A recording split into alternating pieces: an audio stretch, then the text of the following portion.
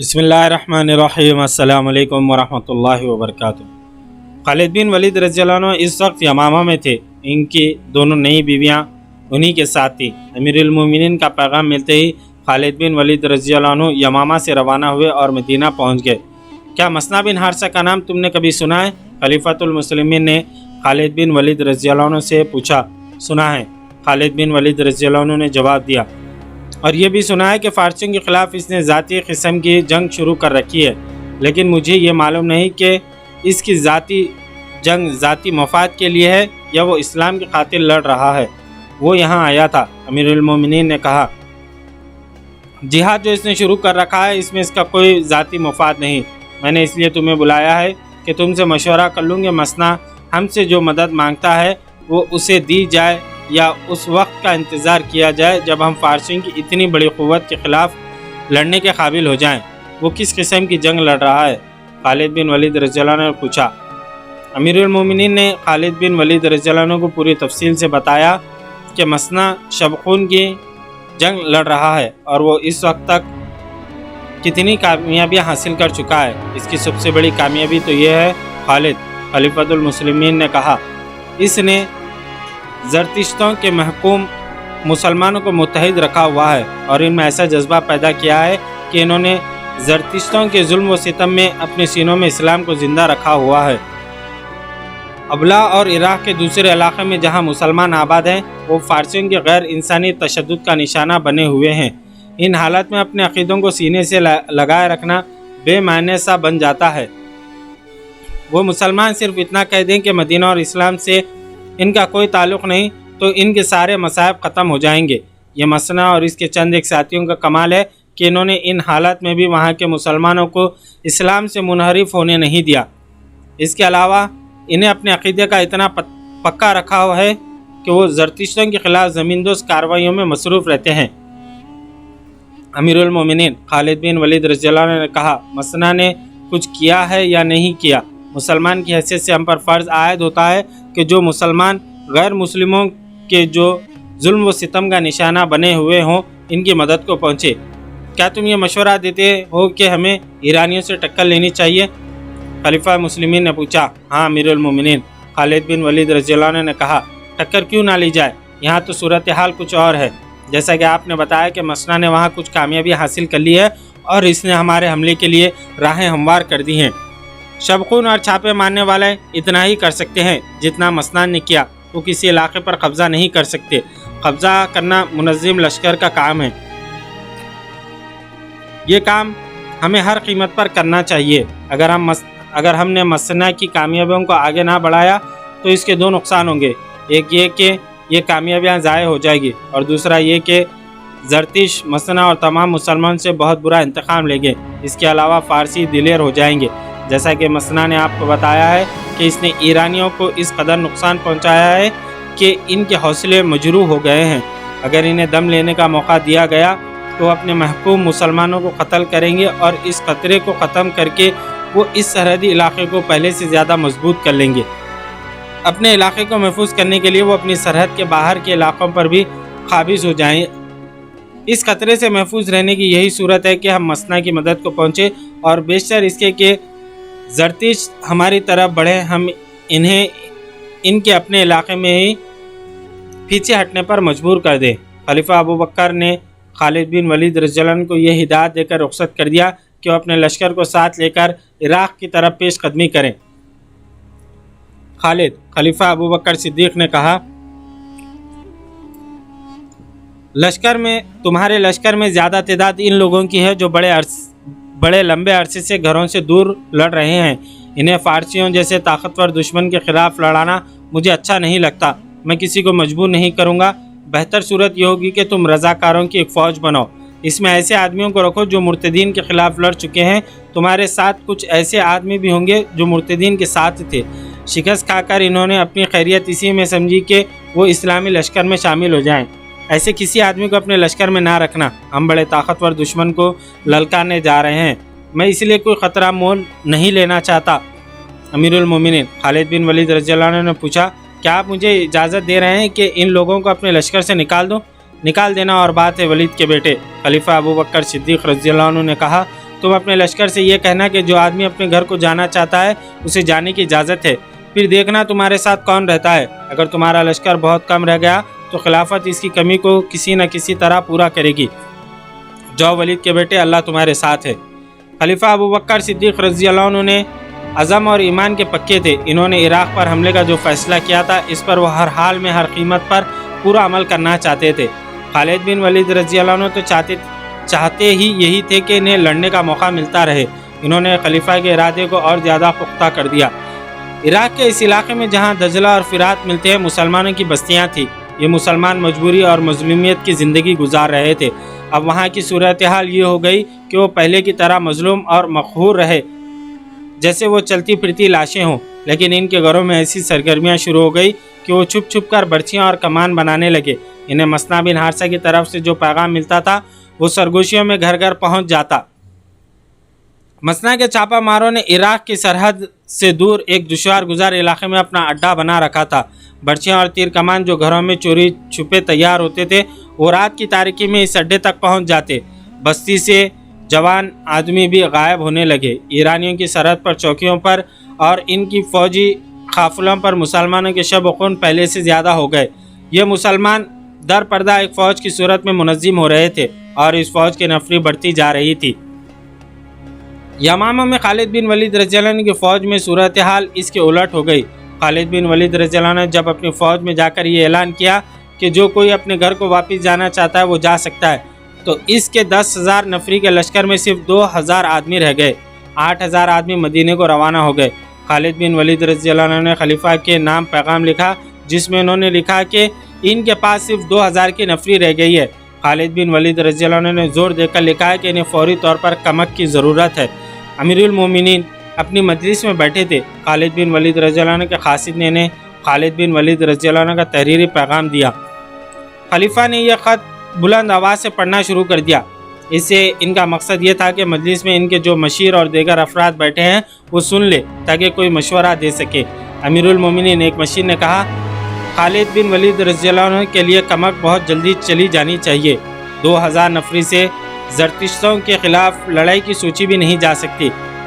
قعقاع بن عمرو کو بلاؤ۔ امیر المومنین نے حکم دیا۔ تھوڑی دیر بعد گھٹے ہوئے جسم کا ایک قد آور نوجوان خلیفہ کے سامنے آ کھڑا ہوا۔ قعقاع امیر المومنین رضی اللہ عنہ نے اس نوجوان سے کہا، خالد کو کمک کی ضرورت ہے، تیاری کرو اور فوراً یمامہ پہنچو اور اس سے کہو میں تمہاری کمک ہوں۔ یا امیر المومنین، ایک مشیر نے حیران ہو کر کہا،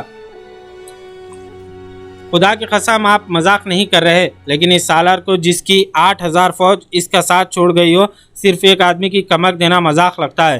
امیر المومنین ابوبکر صدیق رضی اللہ عنہ ضرورت سے زیادہ سنجیدہ تھے۔ انہوں نے قعقاع بن عمرو رضی اللہ عنہ کو سر سے پاؤں تک دیکھا اور سکون کی آہ لے کر بولے، مجاہدین کے جس لشکر میں قعقاع جیسا نوجوان ہوگا وہ لشکر شکست نہیں کھائے گا۔ قعقاع بن عمرو رضی اللہ عنہ اس وقت گھوڑے پر سوار ہوئے اور مدینے سے نکل گئے۔ مشہور مورخ طبری، ابن اسحاق واقدی اور سیف بن عمر نے یہ واقعہ بیان کرتے ہوئے لکھا ہے کہ اس سے پہلے بھی ایک ایسا واقعہ ہو چکا تھا۔ ایک سالار ایاز بن غنم نے محاذ سے مدینے میں قاصد بھیجا کہ کمک کی ضرورت ہے۔ خلیفہ ابوبکر صدیق رضی اللہ عنہ نے صرف ایک آدمی عبد بن عف کو کمک کے طور پر بھیجا۔ اس وقت بھی اہل مجلس نے حیرت کا اظہار کیا تھا اور امیر المومنین نے یہی جواب دیا تھا جو قعقاع کو خالد بن ولید رضی اللہ عنہ کے پاس بھیجنے پر دیا تھا۔ حقیقت یہ تھی کہ خلیفہ ابوبکر صدیق رضی اللہ عنہ خالد بن ولید رضی اللہ عنہ کو مایوس نہیں کرنا چاہتے تھے، لیکن مدینے میں کمک نہیں تھی۔ صرف یہی ایک محاذ نہیں تھا۔ اس وقت تمام کے تمام مشہور سالار مختلف محاذوں پر لڑ رہے تھے اور یہ ساری جنگ ارتداد کے خلاف لڑی جا رہی تھی۔ اسلام کے دشمن دیکھ چکے تھے کہ مسلمانوں کو میدان جنگ میں شکست دینا بڑا مہنگا سودا ہے، چنانچہ اسلام کو کمزور کر کے ختم کرنے کا انہوں نے یہ طریقہ اختیار کیا کہ کئی افراد نے نبوت کا دعویٰ کر دیا اور اپنے اپنے طریقوں سے پیروکار بنا لیے۔ متعدد ایسے قبیلے جو اسلام قبول کر چکے تھے اسلام سے منحرف ہو گئے اور اسلام سے انحراف کا یہ سلسلہ تیز ہوتا جا رہا تھا۔ ارتداد کے فتنے کے پیچھے یہودیوں کا ہاتھ تھا۔ خلیفہ ابوبکر رضی اللہ عنہ کی خلافت اس فتنے کے خلاف برسر پیکار ہی رہی۔ اس فتنے کو وعظوں اور تبلیغی لیکچروں سے نہیں دبایا جا سکتا تھا، اس کے لیے جہاد کی ضرورت تھی۔ یہ جنگی پیمانے کی مہم تھی جسے سر کرنے کے لیے مدینہ فوج سے خالی ہو گیا تھا۔ کمزور محاذوں کو کمک دینے کے لیے دوسرے محاذوں سے فوج بھیجی جاتی تھی۔ امیر المومنین نے خالد بن ولید رضی اللہ عنہ کو صرف ایک آدمی دینے پر اکتفا نہ کیا۔ انہوں نے 2 طاقتور قبیلے مفر اور ربیہ کے سرداروں کو پیغام بھیجے کہ خالد بن ولید رضی اللہ عنہ کو زیادہ سے زیادہ آدمی دیں۔ صرف ایک آدمی خاقہ بن عمرو جب خالد بن ولید رضی اللہ عنہ کے پاس پہنچے تو خالد بن ولید رضی اللہ عنہ نے اپنے خیمے میں غصے سے ٹہلتے ہوئے کہا، صرف ایک آدمی؟ کیا میں نے امیر المومنین کو بتایا نہیں کہ میرے پاس صرف 2000 لڑنے والے رہ گئے ہیں اور خلافت مجھ سے توقع رکھتی ہے کہ میں فارس کی اس فوج سے ٹکر لوں جو ذرے میں ڈوبی ہوئی ہے؟ میرے سالار خاقہ بن عمرو رضی اللہ عنہ نے کہا، میں 8000 کی کمی پوری نہیں کر سکتا، خدا کی قسم کوئی کمی رہنے بھی نہیں دوں گا۔ وقت آنے دیں جس رسول صلی اللہ علیہ وسلم کا کلمہ پڑھتا ہوں اس کی روح مقدس کے آگے تمہیں شرمسار نہیں ہونے دوں گا، میں یمامہ میں بیٹھا نہیں رہوں گا۔ خالد بن ولید رضی اللہ عنہ نے ایسے کہا جیسے اپنے آپ سے بات کر رہے ہوں، مسنا میرا انتظار کر رہا ہوگا، میں اسے اکیلا نہیں چھوڑوں گا۔ خالد بن ولید رضی اللہ عنہ خاموش ہو گئے۔ انہوں نے اوپر دیکھا اور سرگوشی میں کہا، خدائے ذوالجلال، میں نے تیرے نام کی قسم کھائی ہے، اپنے نام کی خاطر میری مدد کر، مجھے ہمت اور استقلال عطا فرما کہ میں اس آگ میں کود کر اسے ٹھنڈا کر دوں جس کی زرتش عبادت کرتے ہیں۔ میں گواہی دیتا ہوں کہ تیرے سوا عبادت کی کوئی لائق نہیں اور محمد رسول اللہ صلی اللہ علیہ وسلم تیرے بھیجے ہوئے رسول ہے۔ کیا تو ہمت ہار رہا ہے ولید کے بیٹے؟ لیلا نے کہا، کیا تو نے نہیں کہا تھا کہ اللہ کی راہ میں لڑنے والوں کی مدد اللہ کرتا ہے؟ میں ہمت نہیں ہاروں گا۔ خالد بن ولید رضی اللہ عنہ نے کہا، میں شکست کا عادی نہیں، اللہ مدد کرے گا، خدا کی قسم میں جاہ و جلال کا طلبگار نہیں، مجھے فارس کے بادشاہ کا تخت نہیں چاہیے، مجھے وہ زمین چاہیے جو اللہ کی ہے اور اس پر بسنے والے اللہ اور اس کے رسول صلی اللہ علیہ وسلم کے نام لیوا ہوں گے۔ 2000 مجاہدین جو خالد بن ولید رضی اللہ عنہ کے ساتھ رہ گئے تھے یمامہ کے ایک میدان میں خالد بن ولید رضی اللہ عنہ کے ساتھ کھڑے تھے۔ خالد بن ولید رضی اللہ عنہ گھوڑے پر سوار تھے۔ مجاہدین اسلام خالد بن ولید رضی اللہ عنہ اپنی اس قلیل فوج سے بڑی بلند آواز سے مخاطب ہوئے، اللہ تعالیٰ نے ہمیں اسلام کا نام دور دور تک پہنچانے کے لیے چنا ہے۔ وہ جنہیں اپنے گھر اور اپنے مال و عیال عزیز تھے وہ چلے گئے، ہمیں ان سے گلا نہیں، انہوں نے خاک و خون کے راستوں پر ہمارا ساتھ دیا، بڑے لمبے عرصے تک وہ ہمارے ہم سفر رہے، اللہ انہیں جہاد کا صلہ عطا فرمائے۔ تم نے میرا ساتھ نہیں چھوڑا، اس کا اجر میں نہیں اللہ دے گا۔ ہم بہت ہی طاقتور دشمن پر حملہ کرنے جا رہے ہیں، مت دیکھو ہماری تعداد کتنی ہے، بدر کے میدان میں تم کتنے اور قریش کتنے تھے، احد میں بھی مسلمان تھوڑے تھے، میں اس وقت مسلمانوں کے دشمن کے قبیلے کا فرد تھا، تم میں بھی ایسے موجود ہیں جو قبول اسلام سے پہلے بدر کے میدان میں مسلمانوں کے خلاف لڑے تھے، کیا ہم نے کہا نہیں تھا کہ ان تھوڑے سے مسلمانوں کو ہم گھوڑوں کے سموں تلے کچل ڈالیں گے؟ کیا تمہیں یاد نہیں کہ ہم جو تعداد میں بہت زیادہ تھے ان کے ہاتھوں پسپا ہوئے تھے جو تعداد میں بہت تھوڑے تھے؟ کیوں ایسا کیوں ہوا؟ اس لیے کہ مسلمان حق پر تھے اور اللہ حق پرستوں کے ساتھ ہوتا ہے۔ آج تم حق پرست ہو۔ خالد بن ولید رضی اللہ عنہ کے ہاتھ میں ایک کاغذ تھا جو انہوں نے کھول کر اپنے سامنے کیا۔ امیر المومنین نے ہمارے نام ایک پیغام بھیجا ہے، انہوں نے لکھا ہے، میں خالد بن ولید رضی اللہ عنہ کو فارسیوں کے خلاف جنگ لڑنے کے لیے بھیج رہا ہوں، تم سب خالد بن ولید رضی اللہ عنہ کی قیادت میں اس وقت تک جنگ جاری رکھو گے جب تک تمہیں خلافت کی طرف سے حکم نہیں ملتا۔ خالد بن ولید رضی اللہ عنہ کا ساتھ نہ چھوڑنا اور دشمن کتنا ہی طاقتور کیوں نہ ہو بزدلی نہ دکھانا۔ تم ان میں سے ہو جنہوں نے اس اجازت کے باوجود کہ گھروں کو جانا چاہتے ہیں جا سکتے ہیں، اللہ کی تلوار کا ساتھ نہیں چھوڑا۔ تم نے اپنے لیے وہ راستہ منتخب کیا ہے جو اللہ کی راہ کہلاتا ہے۔ تصور میں لاؤ ثواب عظیم کو جو اللہ کی راہ پر چلنے والوں کو ملتا ہے۔ اللہ تمہارا حامی و ناصر ہو، تمہاری کمی وہی پوری کرے گا، اس کی رضا اور خوشنودی کے طلبگار رہو۔ ایک مورخ ازدی نے اس خط کا پورا متن اپنی تاریخ میں دیا ہے، معلوم نہیں ابن خلدون اور ابن اسیر نے جن کی تحریریں مستند مانی جاتی ہے اس خط کا ذکر کیوں نہیں کیا۔ 2000 مجاہدین کو کسی واعظ کی یا اشتعال انگیزی کی ضرورت نہیں تھی، یہ تو رضاکارانہ طور پر خالد بن ولید رضی اللہ عنہ کے ساتھ رہ گئے تھے۔ ان میں بیشتر ایسے تھے جنہوں نے رسول اکرم صلی اللہ علیہ وسلم کے دست مبارک پر بیعت کی اور اسلام قبول کیا اور آپ صلی اللہ علیہ وسلم کی قیادت میں لڑائیاں لڑی تھی۔ حضور اکرم صلی اللہ علیہ وسلم کے دنیا سے پردہ فرمانے کے بعد وہ یوں محسوس کرتے تھے جیسے آپ صلی اللہ علیہ وسلم کی روح مقدس ان کی قیادت کر رہی ہو۔ रसूल अकरम सल्लल्लाहु अलैहि वसल्लम के इन शहदाइयों ने खालिद बिन वलीद रज़ी अल्लाह अन्हु की इजाज़त से एक काम ये भी किया कि घोड़ों पर सवार होकर यमामा के गर्द नवाह में निकल गए और बस्ती बस्ती जाकर लोगों को घोड़सवारी के मुख्तलिफ करतब दिखाने लगे। मसलन दौड़ते घोड़ों से उतरना और सवार होना, सरपट, दौड़ते घोड़ों से निशाने पर तीर चलाना, नीज़ाबाजी और घोड़ों को दौड़ाते हुए तेग जनी के कमालात। वो जवानों को फ़ौज में भर्ती हो जाने पर उकसाते और उन्हें बताते कि जंग में जाकर इन्हें क्या क्या फ़ायदे हासिल होंगे। इसके अलावा इन लोगों को ये भी बताते थे वो फ़ौज में भर्ती ना हुए तो ईरानी आकर इन्हें अपना ग़ुलाम बना लेंगे जो इनसे बिगाड़ लेगी, इन्हें देंगे कुछ भी नहीं और इनकी जवान बहनों, बेटियों और बीवियों को अपने कब्ज़े में ले लिया करेंगे। इस खित्ते ने ईरानियों का दौर हुकूमत देखा था, फिर इन्होंने झूठे पैगंबरों के शुबदेबाजियाँ देखी थी और अब वो मुसलमान की हुकूमत देख रहे थे। मुसलमानों ने ग़ुलाम बनाने की कोशिश नहीं की थी। इनके अंदाज़, तौर तरीक़े और रहन सहन बादशाहों जैसे या हुक्मरानों जैसे नहीं थे। वो आम लोगों की तरह रहते थे, आम लोगों के साथ बातें करते और इनकी सुनते। इनकी औरतों की इज़्ज़त महफूज थी। इन लोगों में वो भी थे जिन्होंने इस्लाम कबूल कर लिया, लेकिन मुस्लिमा जैसे शुबदेबाज ने इन्हें गुमराह किया और इस्लाम के रास्ते से हटा लिया था।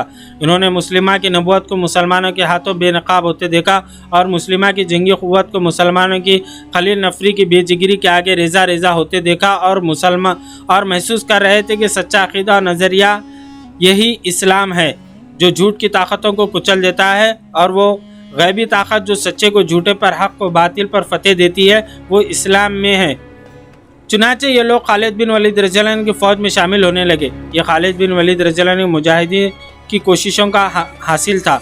यमामा में शोर उठा, कुछ लोग दौड़ते हुए बस्ती से बाहर चले गए। औरतें छतों पर चढ़ी, उफ़क़ से गिर्द की घाटें उठ रही थी और यमामा की तरफ बढ़ रही थी। आंधी आ रही है, लश्कर आ रहा है, किसी का लश्कर आ रहा है, होशियार, खबरदार, तैयार हो जाओ।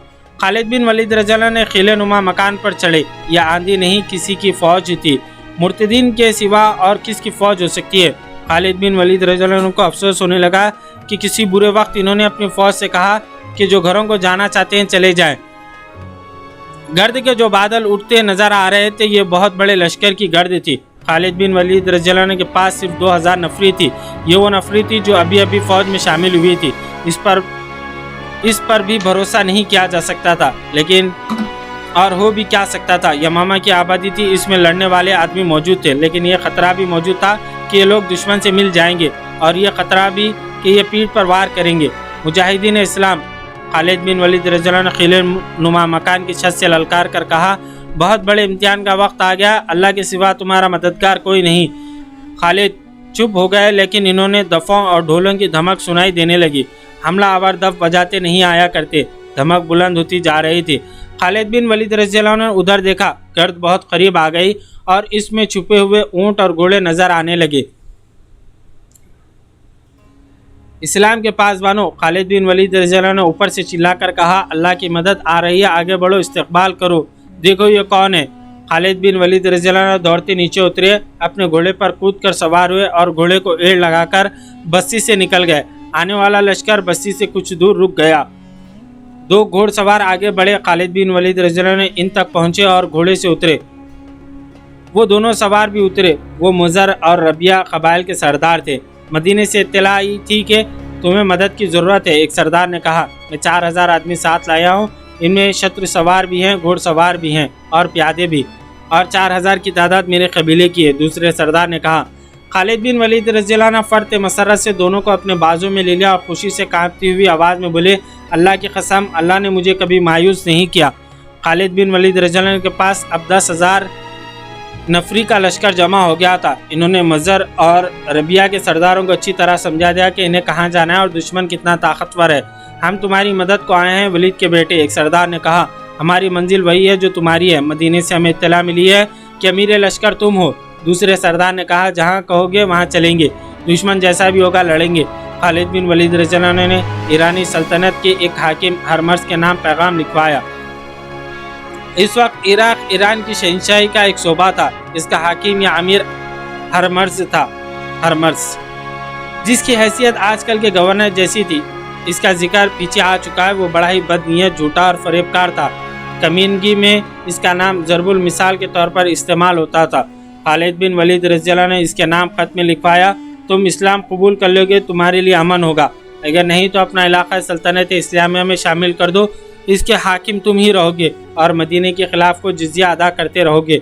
इसकी आवाज़ तुम्हारी और तुम्हारे लोगों की सलामती और दिफा की ज़िम्मेदारी हम लेंगे। अगर ये भी मंजूर नहीं तो अपनी सलामती की ज़िम्मेदार तुम खुद होगे। अल्लाह ही जानता है कि तुम्हारा अंजाम क्या होगा। फ़तेह व शिकस्त अल्लाह के इख्तियार में है, लेकिन मैं तुम्हें ख़बरदार करना अपना फ़र्ज़ समझता हूँ कि हम वो कौम हैं जो मौत की इतनी ही आशिक़ है जितनी कि तुम्हें ज़िंदगी अजीज़ है। मैंने अल्लाह का पैगाम तुम तक पहुँचा दिया। खालिद बिन वलीद रज़ियल्लाहु ने यह ख़त एलची को देकर कहा कि वो 2 मुहाफ़िज़ अपने साथ ले जाए और इस कदर तेज़ जा सकता है ये पैगाम हर मस्तक पहुँचाए और जवाब लाए, तुम्हारी वापसी तक मैं यमामा में नहीं होऊंगा। खालिद बिन वलीद रज़ियल्लाहु ने एलची से कहा, मुझे इराक़ की सरहद पर कहीं ढूंढ लेना, उबला को याद रखना, वहाँ से तुम्हें पता चल जाएगा कि मैं कहाँ हूँ। एलची की रवानगी के फ़ौरन बाद खालिद बिन वलीद रज़ियल्लाहु ने 10,000 के लश्कर को कोच का हुक्म दिया।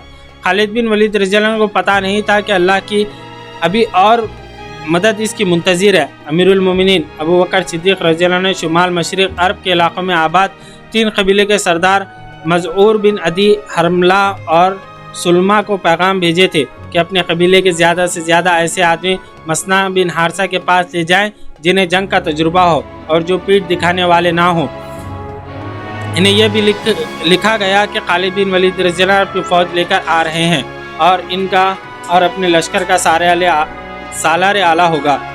उबला और दीगर ऐसे इलाक़ों में जहां अरबी मुसलमान ईरानियों के महकूम थे से सूरत हाल कुछ और ही हो चुकी थी।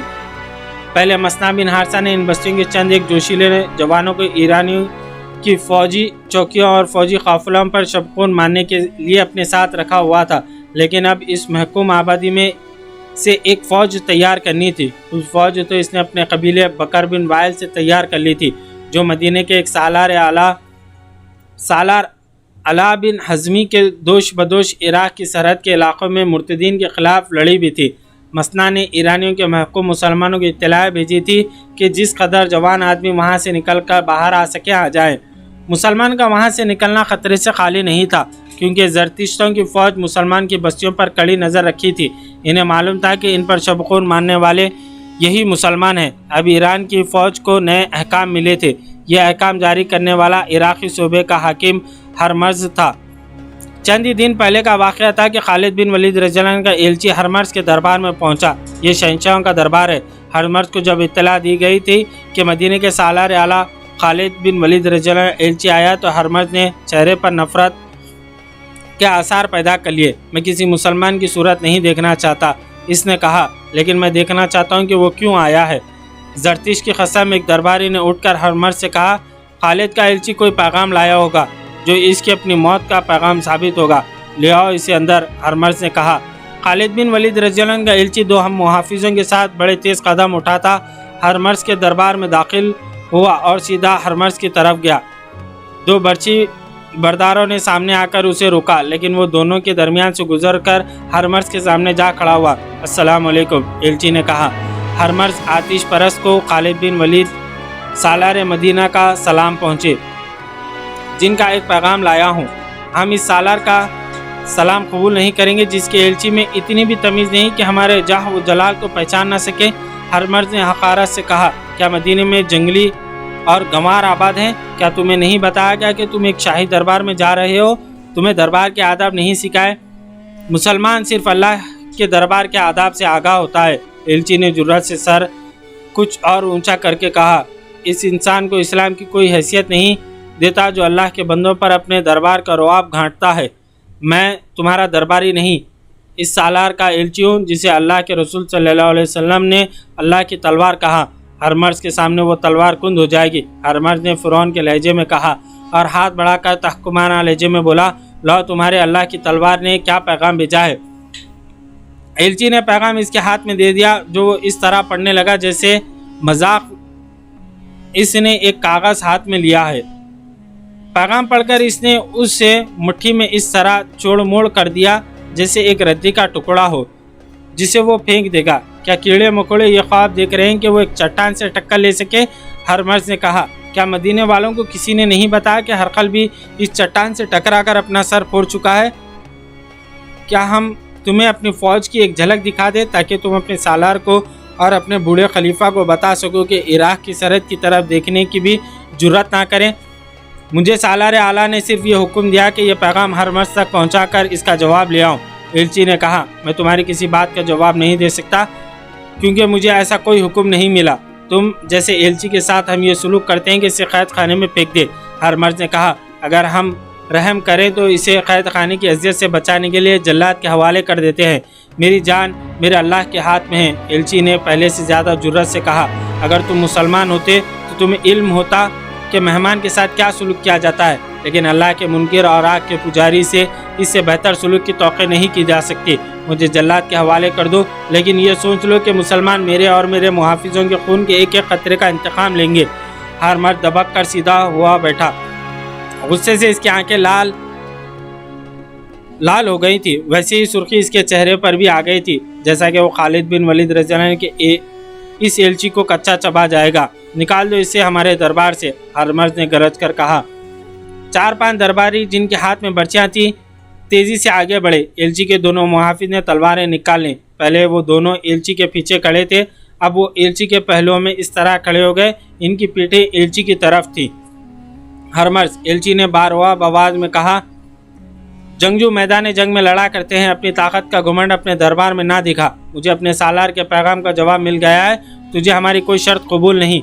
क्या यही है तेरा जवाब? निकल जाओ इस दरबार से। हरमर्ज ने गुस्से से कांपती बुलंद आवाज़ से कहा, अपने सालार से कहना मेरी ताकत को मैदान जंग में आजमा ले।